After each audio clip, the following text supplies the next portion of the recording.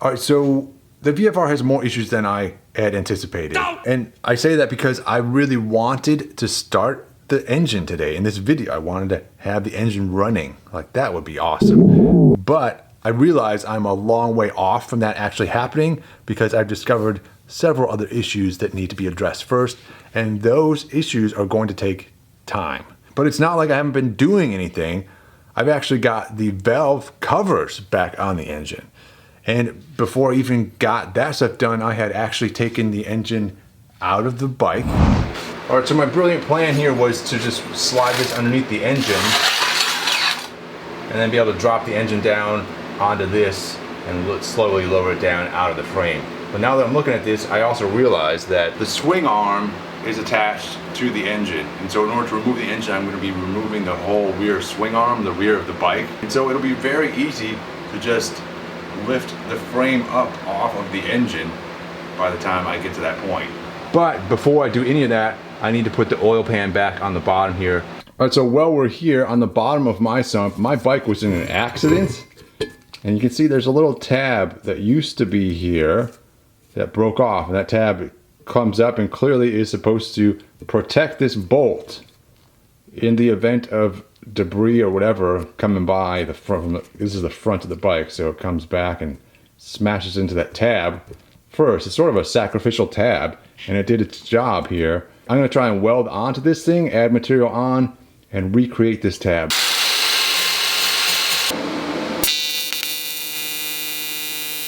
So there we are. We've added on a little extension to this little wall there. It's all weld filler metal. I'm going to go ahead and fill this in. I'm going to try and shape it a little bit as well. When I'm done, I'll sand it all down. So there it is, somewhat restored. I could go a lot further, refine that down. I've got a lot of meat on there, but this will function perfectly. So I'm going to leave it as is. So then our little bolt should go in here like so. And I've got room for a socket to fit in there, so I've got the clearance I need. All right, so for right now, I'm going to temporarily put this oil pan back on there, just for the point of getting the engine out of the bike. Then once it's out, I assume we're going to be able to clean it better, and I'm going to want to remove this oil pan again. So no RTV yet. All right, now we've got to actually remove the engine, and so on this bike, the engine is a structural member to help support the weight and distribute the weight of the bike. And so the swing arm on this bike is attached to the engine itself. And so in order to remove the engine, I need to take off the rear wheel, the swing arm, and then we can come in, grab the subframe, and drop the engine out of the main frame.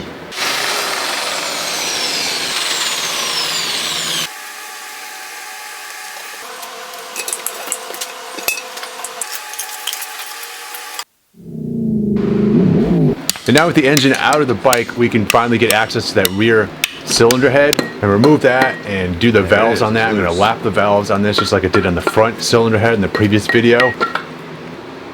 And then you can see that little blue case is like a valve compression tool that helps you compress the springs on the valves and then remove the little retainers and then remove the valves. And it's a nice, neat little process. These little brass brushes that I'm using to clean off the cylinder head. I'm specifically using brass because it's softer than the metal that the cylinder head is made out of, so it shouldn't damage anything. And there's a little rubber valve stem seals. I'm going to replace those while I got the valves out. And then with the cylinder heads reassembled, I went ahead and cleaned up the mating surfaces both on the engine side and the cylinder head side so that we can put on a new head gasket. And I did all this stuff for both the front and the rear cylinders. But then I ran out of sealing washers. I had ordered 12. I got 11. I called the place I ordered them from. 15 days from Japan, sir. Crap. I called the local dealer. 12 to 5 days. Great. 10 days later, they are back ordered, sir, till they send them or make them. What? And finally, I find one on eBay that actually exists. And so with that done, I could then move on to the valve covers. And while I was doing that, I deleted the pair valves off of the valve covers. That's a common, it's like basically the pair valves are like a smog sort of emissions thing, and they get very clogged up, which you'll see in this video. All right, I want to do a pair valve delete. So that's this guy here, this little box. And on the corresponding, on the back side, it's these two little holes. They go over to that box, that little breather box, and that goes somewhere to the exhaust, I believe. And we have the same thing on the other head too, the front head. Two little holes there, go to this guy here. So let's pop those off and see what's underneath there. I need to make another plate that goes over the top of this thing. So all these little hoses are going away, which is convenient because this is all busted out. Oh man.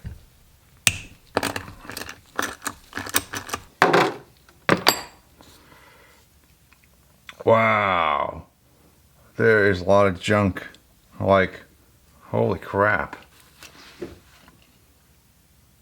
Look how crazy that is. This looks like some sort of, I don't know, like a dessert or some weird thing that's got like ice cream or something in there. Like, one of the major complaints about these is that people don't think they work because they get gunked up. And I would concur that this does not look like it should be functioning properly. That's for sure. Massive buildup of whatever in here.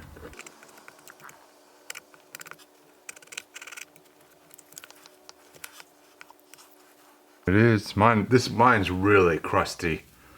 I mean, more so than your average one, I'm sure.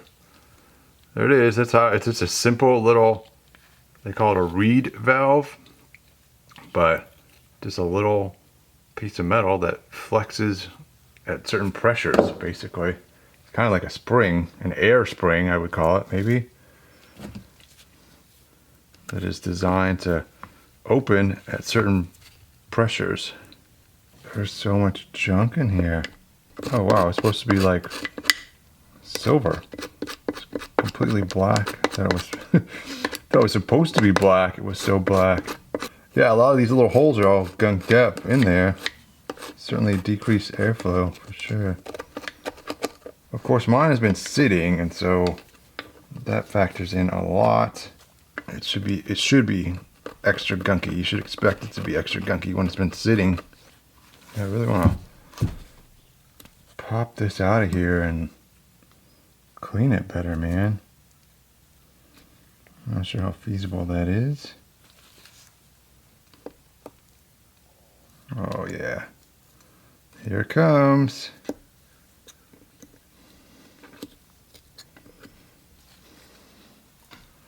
There we go. Yeah, look at the back side of that thing. Look at how clogged up it is. That was the worst one. Yeah, this one is not as bad. You can actually see through all the holes on that one. So, yeah, and then underneath that, again, it's just a nightmare of gunk. Gunk. We got the gunk. All right, so to make my pair block-off plate, I've got this piece of aluminum here. This is like left over from when I did a skid plate. It's like 3/16 of an inch thick. I'm gonna make a nice little, put this on here, trace it out, drill my holes and everything, cut it out, and then we got a little block-off plate.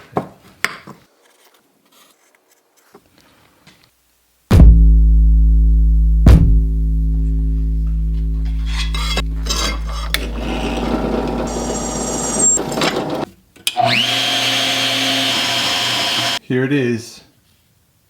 Looks pretty good, pretty simple thing. So let's see how we did here. Grab our cover. Let's see if we can actually line this thing up on here. See if it'll bolt down the way it's supposed to. Oh yeah. Check it out. I might need shorter bolts. I need some shorter bolts. I think that'll work though. Cause yeah, this is nice and thick. Like check it out. At 3/16, that's not gonna have any issues staying straight. All right, I believe I've got what I need here. These are just M6 threads. I don't know what it's by, M6 by 1 or whatever, I'm not sure, but these are sort of standard for a lot of, they're a finer thread thing, a lot of automotive uses. These are spares I got pulled off of like when I disassembled another engine. So Got a bunch of these. This should work. This should be the right length. Be quite nice, and they're a factory bolt, so you might actually even be fooled to think that this was original equipment or something.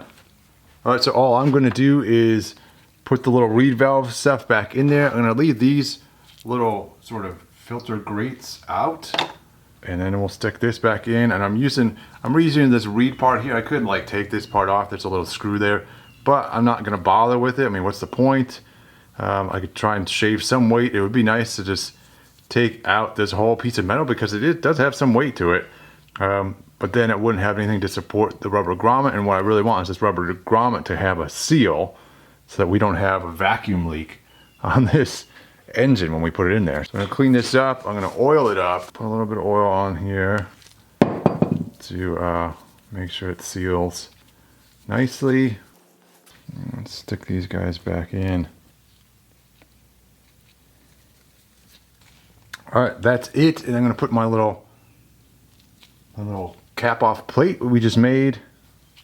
Put that on there. My little bolts in here. I'll torque these down to like 7 foot-pounds.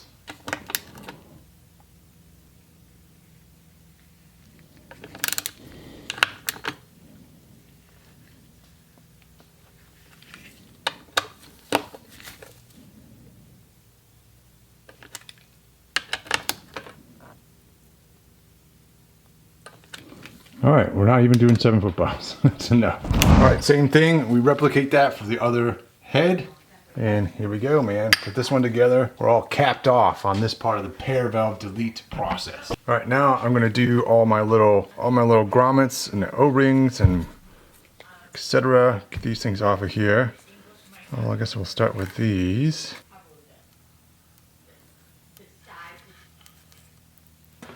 Those almost look like they were RTV'd in there.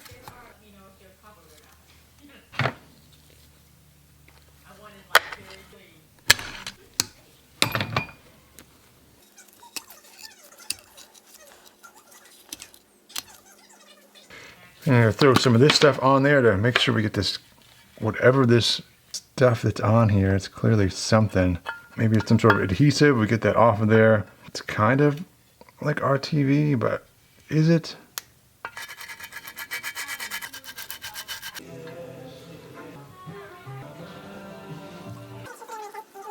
All right, so I think I'm going to add a little dab of this RTV onto this backside of these gaskets just to hold them in, because they do seem to want to fall out. And when I turn this thing upside down to put it on the bike, I'm afraid that it's going to be very frustrating. I'm going to do similar with this guy.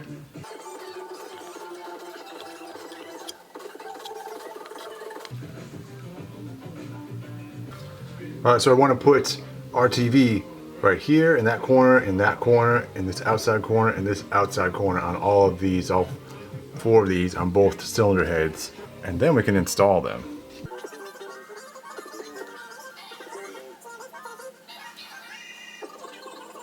There we are. See it?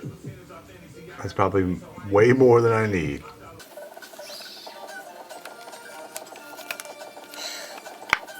All right, now I've got new little seals for the bolts that go on here. If you get the OEM ones, they have a little up. It says up on the one side. This one does not, so I've got to use my best judgment.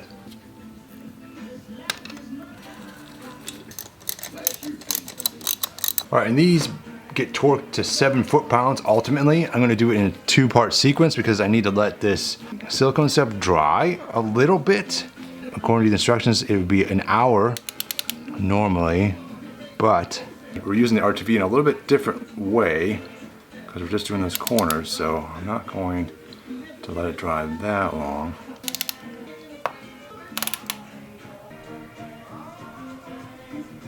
So all that stuff is back on the bike, and it's great, man. It's great. And then the engine back in the bike. We've got the swing arm back on the bike. It's looking good, man. The bike is looking pretty good. And so yeah, I got this bike for $350, and it was obviously in really rough shape when I got it. There was a hole in the engine. We fixed that. The wheels are smashed up and dented, as well as like a bunch of other stuff was broken on it. But what wasn't obvious, at least to me, that it had sat outside for years. The little bit of rust on the handlebars should have really keyed me into the idea that there's going to be rust in a lot of places on this bike. Possibly places I can't even see. Like inside the gas tank. It is completely rusted on the inside of the gas tank. And I discovered this because I had a key made specifically so that I would be able to have the luxury of a key that fit both the ignition and the fuel tank lock. Ooh, that'd be so nice. But I didn't realize there was rust in the gas tank at that time, but once I had the key made, it brought that to my attention because the key would not fit all the way down. It wouldn't go all the way down into the lock. I'm pretty sure, I haven't figured it out yet, but I'm pretty sure that the lock mechanism at the bottom is just frozen. And so that key can't go down because those little pins or whatever won't move aside because they're stuck. Trying to alleviate that problem, I've opened up the gas tank, taken out the fuel pump, the fuel sender. It tells you how much gas you've got in the tank, right? And so I took all that stuff out. Both of those things are like just covered in rust. And once you shine a flashlight in there, the walls are just caked with rust. And it's not like little surface rust. It's like flaky layers of rust in there. So there's a lot of rust. I've been using this stuff, but this is like $30 a bottle, and I still haven't figured it out or solved it with that. I need more volume of fluid in there. So we've moved on to vinegar, a lot of vinegar. So I'm hoping I can fill that whole tank up with the vinegar, and that will allow me to just soak that lock mechanism, and that will free up at some point, and then I can get that off of there, take it actually apart and off the bike, and restore the lock mechanism so that will work correctly. The locksmith dude told me that was feasible, that I could do that. He also told me that I could access it from the bottom of the fuel tank, which might be feasible on some other bikes. Not on this bike. The holes in the bottom of the tank are nowhere near the hole on the top of the tank where that lock is. So I just can't reach in there and like undo stuff and get it out. So because this is a fuel injected bike, I can't just hang a bottle of gas above the tank and let it gravity feed down and start the bike that way. I need fuel pressure from a fuel pump in order to properly pressurize those fuel injectors and make the bike run. And so I need this gas tank to work. I need it to be refurbished and everything on there working. I may need to buy a new fuel pump, most likely. I'm going to try and refurbish the one I've got because I'm pretty sure it's not cheap to get a new one. So I'm not sure how long that's going to take to de-rust this thing. So I know that if I keep moving forward on this build, I will eventually get the bike running. And I should, because it is a great bike. Some people say it is the best bike ever made. So some persistence on my part, and we will bring this VFR back to life. Just not today.